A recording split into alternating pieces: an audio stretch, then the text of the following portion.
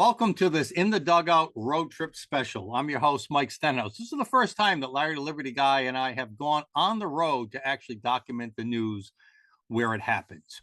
You might remember last month in September, the story we told on the Ocean State Current. We put up a post and we did a video interview about a senior center group that met weekly in the town of South Kingstown and its group leader, Bill Isabella. They were effectively canceled by the Rhode Island town of South Kingstown simply for wanting to show a film to the group, controversial as it might be, and then engage in a robust debate about the film. After all, that's the American way, right? But apparently not so in communist South Kingstown. The First Amendment to the United States Constitution says, quote, Congress shall make no law respecting an establishment of religion or prohibiting the free exercise thereof or abridging the freedom of speech or of the press or the right of the people to peacefully to assemble and to petition the government for a redress of grievances, end quote. So basically the First Amendment guarantees freedoms, not just religious freedom, but freedom of expression, the right to meet, assembly, the right to petition. It guarantees that freedom of expression by prohibiting government from restricting those actions of individuals or the press to speak freely, and it guarantees citizens the right to assemble peacefully and to petition their government. Subsequently interpreted, the First Amendment means that even absent a law from Congress, that the government cannot directly prohibit peaceable speech or assembly. Yet in South Kingston, Rhode Island, this is precisely what the town of South Kingstown did. The government shut down speech, essentially prohibited further assembly. They forbid the playing of a documentary film. Yes, it was 2,000 Mules, a controversial film that documented what many believe was evidence of election mail ballot fraud in the 2020 presidential elections. But still, it fired the volunteer group leader and essentially kicked the group out of its senior center, kicked out seniors, all of whom age 55 and higher, some of them 90 years old, kicked them out of their senior center, and they were forced to go to a different senior center in town. Here is the, I'm going to share with you right now, here is the first article we posted on the Ocean State Current. Volunteer canceled and fired in South Kingstown. Here is a clip the next day of our interview with Bill Isabella, who was that fired senior center group leader. Listen to this. And we brought up things like the First Amendment, freedom of speech. There were also several declarations by the Supreme Court that we thought we would use, but neither one of us are attorneys. All right, Bill. Let me clarify here. This is really getting interesting. So, yeah, this is not Twitter, a private company, canceling you. No, this is the government. This is the government of the town of South Kingston censoring you, restricting your First Amendment speech. You pointed out the constitutional issues. What pray tell was the theme of their justification for this censorship? We'll both have to ask them, because I have no idea. Nothing in my mind can justify what was done. But what did they say? What did they say was, well, they began to tell me that since I was an agent of the town, which I am not, but because I'm an agent of the town, I'm therefore obliged to follow their rules. And their rules were, if I'm going to offer any subject, I must at the same time offer an opposing view to that subject. At which time I said, I'm not going to betray myself. I offer up subject matter. I don't offer up an opinion. As a matter of fact, I start each session and each dialogue by saying, here, I show a video or read a text or something like that. So does that sound like free speech when you must offer some government approved language or speech when you present something else? So Larry the Liberty Guy and I decided to go to the senior center in their new home in Charlestown, Rhode Island, at the senior center in Charlestown. And we decided to talk to members of the group. and hear from them how they felt about this overt government censorship of what they were trying to do, and they were forced to move locations, and they're in South Kingstown fired their volunteer manager. You can read the whole story on the Current, and you can watch the whole video back on the Ocean State Current. But right now, we want to show you some of the video clips that we took a few weeks ago in Charlestown. So before the meeting, about 6 or 7 of the members agreed to meet with us early so we could talk to them directly. Later on, we did some hand raise exercises with the whole group. So let's get to some of the video clips. So this first clip, basically, we asked the question, could your group have been capable of having an open-ended, civil, and robust debate on a film that was clearly a little bit controversial? Let's play the tape. Yes, I had seen it in advance, so I knew what it was all about. And I was out of the country at the time of this happening. But I think it would be perfect for our group because we were interested and we wanted to know the truth. And that's what our class is all about. Bill presents something, we view it, and then we have discussion and decide, oh, this is a bunch of baloney, or geez, this requires a little more research. So that's how I felt. Anybody else think why that particular movie should have been treated differently than any other topic that Bill brings up? I think that there could have been more compromise between the parties involved. The person going to a higher up. I think it would have been better if the group was presented with all the pros and cons. The person that's directing would have been a little smoother transition to something that would have been probably good for everyone. Good point. Anyone else on that? Yeah. Okay. One thing I found a little strange that amongst the people that were objecting to showing it, some of them never saw it. So you got to wonder, why are they objecting, and who knows why? Perhaps they have to answer to a higher authority. I don't know. Okay. Rita, did you have something? I was just saddened that we couldn't talk about it with people who felt differently than we did. And I have my opinion, but I would like to hear how other people viewed the movie. And if they thought it was a falsehood, like one gentleman said, well, tell us what you thought and have the dialogue, but they shut us off. So I think you can see here how exasperated the members were that they weren't allowed to share their views, that the people who objected, the one person in the group who objected to the film, why that one person's opinion should have superseded all their opinions. They all were looking forward to weigh in. That's the American way, like we said earlier. They're all looking forward to weigh in on what they thought of the documentary film, but yet they were exasperated they weren't allowed to do that. All right, in the next clip, so we asked them, how did they feel when they were not treated like adults and they were censored from seeing what is otherwise a very clean and peaceable documentary film? Next clip. Violated, in one word, First Amendment rights, freedom of speech. That was an infringement upon the right. How did you feel, David? That's how I felt. I took out my little constitution, and what it says is we have the right of the people to peacefully Assemble. assemble. That's a right that we could just and we were very peaceful. We just. You all look pretty violent to me. Oh, yeah. Lou and Vicky. I felt sad because I realized that we were being censored, and I've been watching censoring happening a little at a time, and I felt also that my First Amendment rights were being violated, and sad, I guess I would say. How many of you thought the cancel culture would have invaded your little group? Absolutely. Yeah.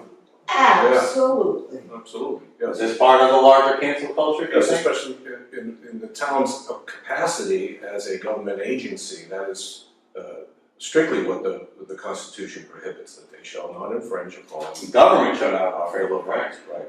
That was the thing, someone went to the town, so they dragged the government into it.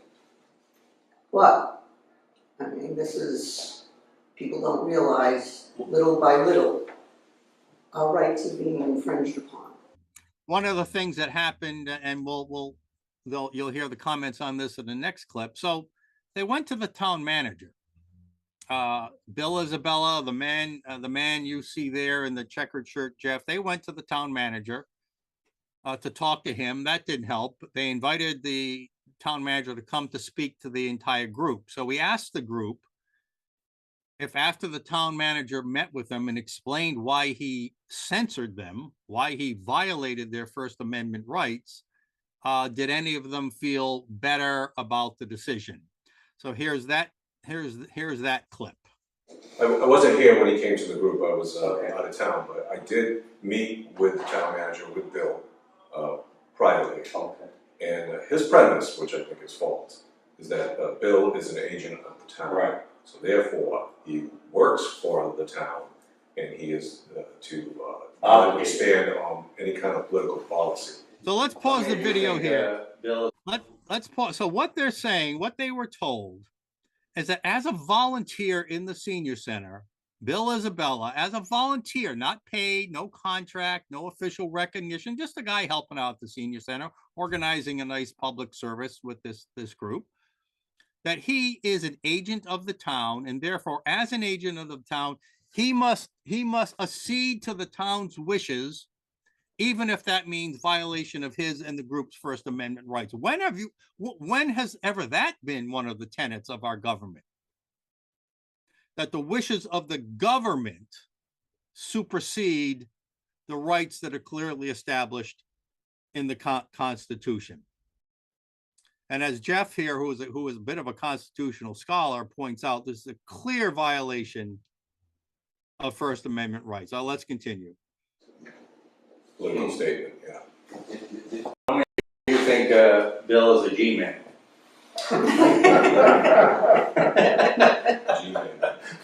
But he's not, because he's not paid. He's not a paid employee. He's doing it voluntarily. He's not allowed to enter into any kind of contracts for the town. So the premise that he's an agent of the town doesn't make sense to me. It's unreasonable. That's him talking more about how the town sees Bill, or saw Bill, as an agent of the town before they fired him. And now this next clip, the group gets into whether it's justified that the town's wishes should supersede their constitutional rights. Well, if that were the case, the group would have been shut down a long time ago. I think it's one person had an agenda. A complaint or. Well, yeah, but it was a complaint, but it was due to an agenda. And, I mean, that's what we do here. We talk about politics and political views and one side versus the other. Someone had a complaint with a political agenda. Everyone, go ahead. And all views are always welcome, and conversation is always welcome. It's not like, I believe that it changes from, things are presented, and it depends on the audience as to what the perception is from time to time, so. You think this was clearly political? Absolutely. I didn't understand what the town was afraid of our sitting watching. CCR, baby. I turned the thing off. All right. I turned it. That's all right, it's a good group. She had a good group on it. We'll edit this out. So sorry. It's a good group. You can edit that out. I'm sure. It's a great song. So you were saying about the politics of this? I just didn't understand what the problem was and why they were so afraid of our watching the movie, the documentary. I didn't understand that. It was just what happened with the election. That puzzled me.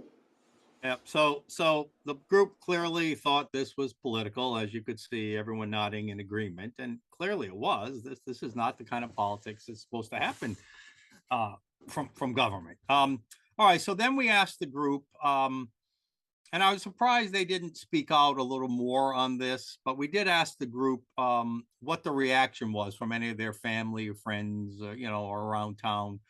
Because remember, they did not only did they speak out, not only did we do a story on it, but they had signed a petition and made it public. They presented a petition from the whole group, and I think from others who supported their position, saying, well, why are you censoring us? Please allow us to come and meet and watch the film. So here's a short clip on the reaction some of them got from their family, friends, and other colleagues. Stand as well, and what was the reaction you've seen from people, your family, or others outside of school? What's been the public reaction to what happened to you all? I don't talk to my family about politics. Most people knew nothing about the documentary, which, I never heard of it. They didn't understand anything about the documentary. I don't know about the others. So it was hard to discuss it with your family. I don't know.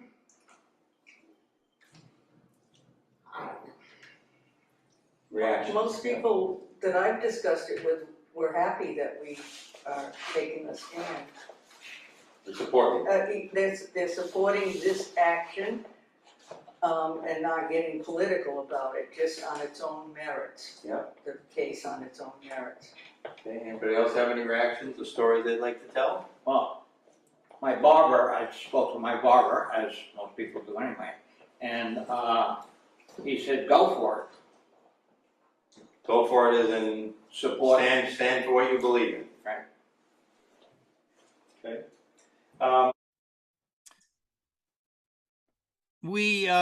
This led to a discussion then of a larger issue about the polarization in our society, whether this censorship of these seniors by the town at their own senior center, whether this is part of a larger pattern going on, not just in our country, but in their town of South Kingstown, which as you know on our show, we've had here for making news, upsetting parents and parental rights on many issues. And you'll hear the name Nicole Solis given a shout out here. This will be the longest clip we'll play for you today. We may stop it in between, but here they are and their thoughts of whether this is what happened to them was indicative of a larger problem going on in our society. That we live in the bluest town of the bluest state. This is one of many actions. I know you're familiar with Nicole Solis's complaint against the town and teaching CRT. And also, I think Roland Benjamin, you've had him on the show too. I've spoken with Roland about this and some of the others that are running for town council candidates and school committee candidate. And they are concerned. They said to me, well, why are you so surprised? Because this is the kind of resistance that they've been getting with the topics that they've been bringing up before the town council. Yeah, that's an interesting point. So I wasn't planning to ask this, but I think what Jeff is saying, that this ties into this is consistent with some of the other stuff that's been going on in this town. Do you all agree that this is not an isolated incident, it's kind of a pattern around here? I find it interesting that Charleston and Narragansett, South County, differ so much. How would one center have one thing and one center would have another and be so different in terms of, and as long as we don't break the law, that's okay here, but.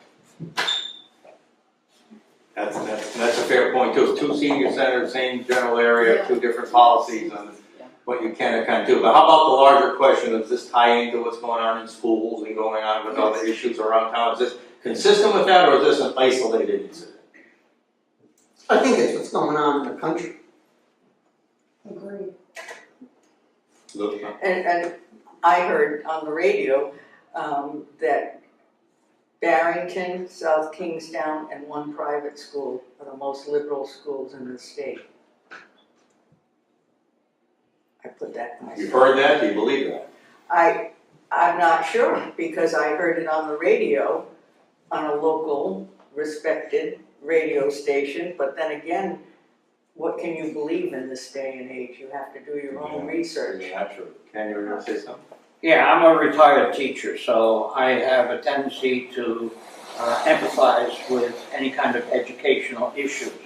And I had a senior from South Kingston High School who would come on weekends and help me with my yard work and stuff. That he told me that they were doing away with the honors programs, with advanced placement and college track types of courses in the name of equity. So my comment was that, well, that way everybody will be able to graduate just as dumb as everybody else. That to me is just one of the pieces on the chessboard. They call that de-leveling, or leveling, or whatever, de-leveling, and they tried that in Barrington, and public pressure made them reverse course over there. Did you have a comment? I went to a brand new doctor because my doctor had retired, and I made the mistake of doing a little bit of joking about Dr. Fauci, and I was told that she would not take care of me. She could not be my doctor because of my political views. So it's even extended to the medical profession. That What has extended? Yeah, define what it is you're talking. We all get it, but define it. I believe that we're being judged. If you're conservative, I was considered the bad guy, and she didn't want to take care of me. And so I think depending upon our political views, you're either accepted or rejected. We next had a very interesting discussion about whether what happened to them in South Kingstown was an isolated incident or as part of a much larger and disturbing pattern across America, and particularly in their town. Some of the members talked about what happened to Nicole Solis, who, as you know, was sued for speaking out, for asking for public records information. Some of them talked about how they were concerned that maybe honors courses and the de-leveling, like what went on in Barrington, might be afraid. They talked about how, in a very blue town, in a very blue state, that some of them are actually afraid to speak out. And how that was the value of their group, being able to meet and be free to speak out. So let me play for you just a short little clip that captures some of the sentiment, even fear, that's been imposed on these seniors. I think that's what's so wonderful about this senior group, this current events, is because we have been allowed to share our opinion, both liberal and conservative. And it's made us, I think, much better human beings to be able to listen to one another.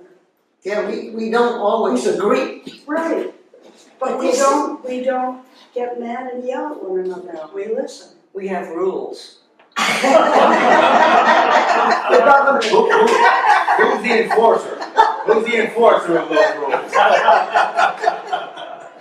Sorry for Consequently, Go ahead. Consequently, I'm afraid to speak out anywhere. I said to Bill, I don't want to give my name today because I'm afraid of the repercussions. So I just become very quiet. Only here or with my family can I discuss how I feel. Okay, John, we'll call you John. John. Susie. No, really, I am afraid to speak out outside my comfort zone because look what happened to me. Wow, afraid to speak out outside my comfort zone. Now that, folks, that should be chilling to all of us. Unbelievable to think that in America, that in South Kingstown, that American citizens are afraid to speak out and they have to go into some little comfort zone like this. So in this next clip, we explore whether this is all part of the equity agenda that we know that the woke town and other officials on school committees and whatnot believe, and a little bit more about the comfort zone of their group. So let's listen in on that. Isn't that how all our society should be comfort zone for ideas? I mean, why does a comfort zone have to be in this little group? Right? You all feel safe here talking. Bill's made you that environment. Your town manager and the senior center director didn't understand. But shouldn't all society be a comfort zone? It should be, but I mean, we have to look at what is happening drip by drip by drip. And I think it all starts, one place that it starts is in the schools. And this equity thing is probably one of the most racist things that you can do. You are telling people that they are too stupid to learn. I got into that discussion with one of the most liberal people I know when I said I was appalled that people being here for 20 years can't speak English. And she said, well, English is a very hard language. And I said, so what about the Germans that speak English and the French that speak English? I said, that is so racist that you're saying. That's a pretty bold statement. So in the spirit of the debate, who wants to disagree with that? Is it right? Do you all think it is? This equity stuff? Oh, absolutely. Think it's like reverse racism kind of thing? Yeah. Okay. No one wants to disagree there. Well, just as a point of information, our vice president has issued a comment that the relief funds for the emergency relief for the hurricane in Florida was going to be released based on equity, which she obviously has no idea how to run FEMA and be able to get to people. They're still discovering bodies, and they're not anywhere near the center of the whole mess that was going on there. Of course, he's referring to Hurricane Ian and the aftermath. This segment was taped very shortly after Hurricane Ian devastated the Gulf Coast of Florida. So we did a final question with this group, dealing with. Okay, so this movie admittedly is controversial. 2,000 Mules. But still no reason for it to be censored, still no reason for them to be canceled, still no reason for their First Amendment rights to be violated. So I asked them, what other controversial issues have you guys debated and talked about in your group in the past? So let's go ahead and let's play that short clip right here. Well, I don't think it was a hot topic, but in the last half hour of every session, Jeff is giving us a presentation on the Constitution. And I think that part of the problem is the ignorance factor, where people are simply unaware of what our Constitution says. They keep talking about this as a democracy. It's not a democracy, it's a constitutional republic. Right. It's real, not only ignorance of the Constitution, but for those who are even aware of it, the fact that they violate it so cavalierly, that they flaunt opposition to it so openly and somehow claim that they're being righteous in all that. This is not an attitude we can accept, folks. We had a discussion about 9/11, and one person was presenting the fact that it could have been a conspiracy. And I was saying, I don't know about that, but at least he presented it, and there was a lot of differences of opinion, and that was really great. And Bill did ask a lot of people to present whatever they felt on any subject, and that was really good. Look, if they can talk about 9/11 conspiracy theories, they can't watch a documentary film. Again, you got to applaud this group for bringing up touchy topics. This is what we need to do in society. We need to bring up any topic. Look at these people. These are true Americans. These are great Americans. The spirit of democratic debate, and they were shut down. I brought in a question for Bill. I asked him about the death of a young Democrat who worked before the 2016 election. And what Bill told me to do was, he didn't know the young man, about the young man. He said, Peggy, research it. I've just looked at my research papers that I did a long time ago because I can't remember these things. And that's what got me going crazy with all this business of current events and researching. I found that after I gave a little presentation about what I found out, I have 2 more thick files that people. You guys need to do your research, huh? Oh, You yeah. guys come prepared for these. So, And this is such a key point right here, that these are not just aware senior citizens maturely discussing a topic. They're well informed. They went out and did their own independent research, brought that to the group and debated it. Folks, this group is the model for how America was designed and how it can be again. We can learn much from these seniors. So we concluded our meeting there with just a few quick raise your hand kind of questions. So remember that this was with the pre-group, right? Basically, this was with the 6 or 7 members who agreed to come early and talk to us. I would then, once the whole group started their meeting, we were allowed to ask them a few questions where we just did a show of hands. So let's conclude with 3 or 4 short clips on that right here. All right, how many of you plan to vote this coming election?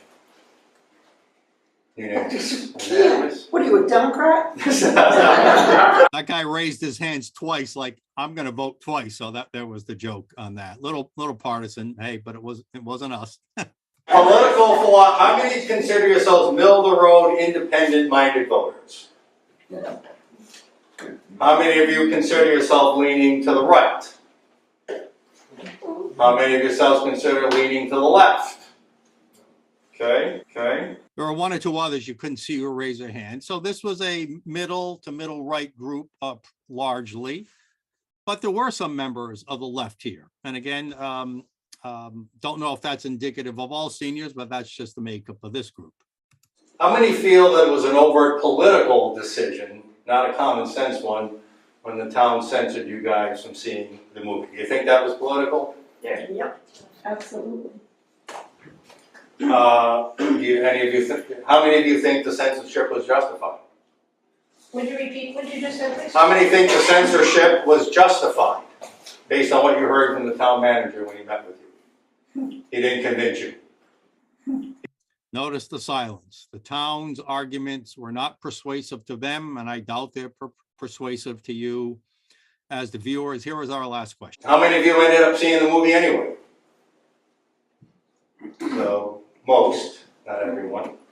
And keep in mind that when they did move to their new home in Charlestown at the Kingstown Senior Center, and again, the seniors noted, here we are basically in the same North Kingstown town. Charleston's a subsection of that. That one part of town allowed us to watch the movie, allow us to be treated like adults, and another part of the town censored us and treated us like children.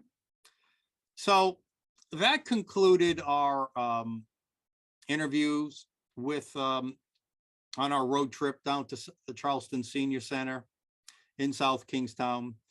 And again, I just want to reiterate that these senior citizens are a model. I praise them. I don't want to say I was surprised, but I was super impressed with their knowledge, their understanding of civics, their understanding of the Constitution and their rights, their intelligence, their perceptiveness, the research, the seriousness with which they took up debate. Now, I want you to compare that with some of the crap you see on social media. People just throwing around accusations and claims without having any idea what they're talking about. And of course, either canceling or putting labels or calling names to other people. These seniors grew up in a time when civics education was serious and public decorum was respected. And these seniors are engaging in political debate the way it was meant to be, if only the rest of our society would follow their model. We thank you for tuning in on this special edition of In the Dugout Road Trip. We thank Bill Isabella, the senior group director. We thank all the seniors who participated and all of you who engage in healthy, honest, robust political debate. Thanks for tuning in today. Mike Stenos out for In the Dugout. We'll see you next game.